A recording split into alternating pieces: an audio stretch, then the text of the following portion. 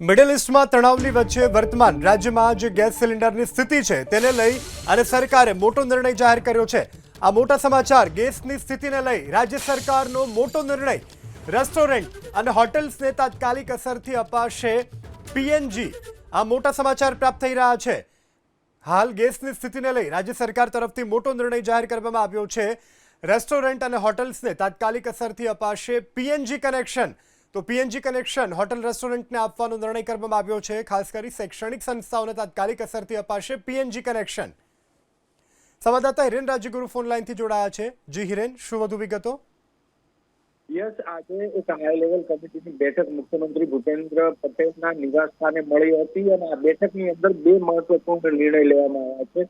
એક નિર્ણય એ લેવામાં આવ્યો છે કે જે સિટી વિસ્તારની અંદર ગેસ ડિસ્ટ્રીબ્યુશન માટેનું પાઇપલાઇનનું નેટવર્ક છે, એ નેટવર્ક વાળા વિસ્તારની અંદર જે રેસ્ટોરન્ટ આવેલી છે, હોટલ્સ આવેલી છે, શૈક્ષણિક સંસ્થાઓ છે કે સામાજિક અને ધાર્મિક સંસ્થાઓ આવેલી છે, એ જો અરજી કરે તો તેમને જરૂરિયાત મુજબ તાત્કાલિક ગેસ કનેક્શન આપવું। એટલે કે જે પાઇપલાઇનથી ગેસનું નેટવર્ક છે, અમદાવાદની જો ખાસ વાત કરીએ તો અમદાવાદની અંદર ઘણા જેવા વિસ્તાર છે કે જ્યાં ગેસ પાઇપલાઇનથી પૂરો પાડવામાં આવે છે ને એક મોટું નેટવર્ક છે। આવા વિસ્તારની અંદર હોટલ આવેલી છે, ધાર્મિક સંસ્થા છે, સામાજિક સંસ્થાઓ છે, શૈક્ષણિક સંસ્થાઓ છે, એ જો અરજી કરે તો એને તાત્કાલિક એ નેટવર્ક એટલે કે પાઇપલાઇન નાખી આપવી અને એને એ ગેસ પૂરો પાડવો। આ નિર્ણય એટલા માટે લેવામાં આવ્યો છે કે આ નેચરલ ગેસ છે, ડોમેસ્ટિક ઉપયોગ માટે વપરાય છે અને એનું કોઈ પણ પ્રકારની તકલીફ અત્યારે નેચરલ ગેસને લઈ અને ઊભી નથી થઈ।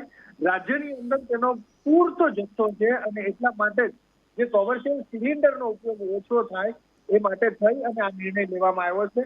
આ નિર્ણય જયારે લેવામાં આવ્યો ત્યારે ન માત્ર ગુજરાત રાજ્યના મુખ્યમંત્રી ભૂપેન્દ્ર પટેલ, પરંતુ નાયબ મુખ્યમંત્રી હર્ષ સંઘવી, ઉર્જા મંત્રી ઋષિકેશ પટેલ, નાગરિક અને પુરવઠા મંત્રી રમણભાઈ સોલંકી પણ બેઠકની અંદર ઉપસ્થિત હતા। તેની સાથે મુખ્યમંત્રીના જે રાજ્યના મુખ્ય સચિવ છે એમ કે દાસ એ પણ ઉપસ્થિત હતા। મુખ્યમંત્રીના સલાહકાર ડોક્ટર હસમુખ અઢિયા પણ ઉપસ્થિત હતા।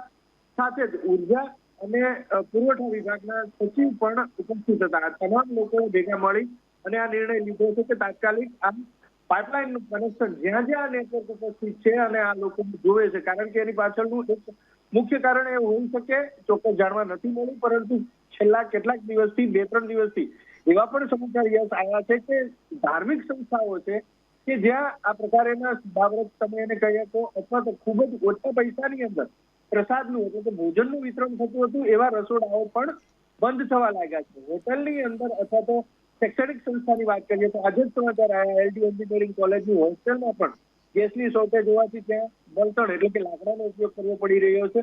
તો આવી તમામ જગ્યાને તાત્કાલિક ગેસનો પુરવઠો, એવો ગેસનો પુરવઠો મળી રહે જેની ગુજરાતમાં કોઈ જ અછત નથી। ગુજરાતની પાસે એનો ભરપૂર જથ્થો છે એ આપવામાં। બીજો મહત્વપૂર્ણ નિર્ણય એ લેવામાં આવ્યો છે એલપીજી જે સિલિન્ડર છે, એલપીજી સિલિન્ડર, એના માટે થઈ અને રાજ્ય સરકારે એક હેલ્પલાઇન નંબર જાહેર કર્યો છે।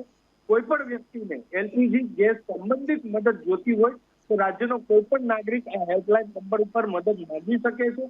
આ ઉપરાંત એલપીજી સંબંધિત ગેસ સિલિન્ડર સંબંધિત જો કોઈ મુશ્કેલી છે, યા તો એને ગેસ સિલિન્ડર નથી મળતો યા એનું બુકિંગ નથી થતું, જે નિયમ નવા જાહેર કરવામાં આવ્યા છે 25 દિવસ અને ગ્રામીણ વિસ્તાર માટે અલગ દિવસ, એ મુજબ જો એને સિલિન્ડર નથી મળતો તો એ રાજ્ય સરકારનો આ હેલ્પલાઇન નંબર ઉપર મદદ માંગી શકે છે। સાથે સાથે જો કોઈને ધ્યાનમાં આવે કે કઈ અહીંયા ગેરરીતિ થઈ રહી છે, આવી કટોકટીની પરિસ્થિતિની અંદર જો કોઈ આની અંદર પૈસા કમાવાનો શોર્ટકટ અપનાવી રહ્યું છે, સંગ્રહખોરી કરી રહ્યું છે કે પછી કાળા બજારી કરી રહ્યું છે કે ગેસ રિફિલિંગ ગેરકાયદેસર થઈ રહ્યું છે, આવી કોઈ પ્રવૃત્તિ ધ્યાનમાં આવે તો એની પણ માહિતી આ હેલ્પલાઇન નંબર પર આપી શકાય છે। આ પ્રકારે બે મહત્વપૂર્ણ નિર્ણય આજે સાંજે જે લગભગ 6-6:15 કલાકે બેઠક મળી હતી, હાઈ લેવલ બેઠક હતી આ, એની અંદર આ બે મહત્વપૂર્ણ નિર્ણય લેવામાં આવ્યા છે।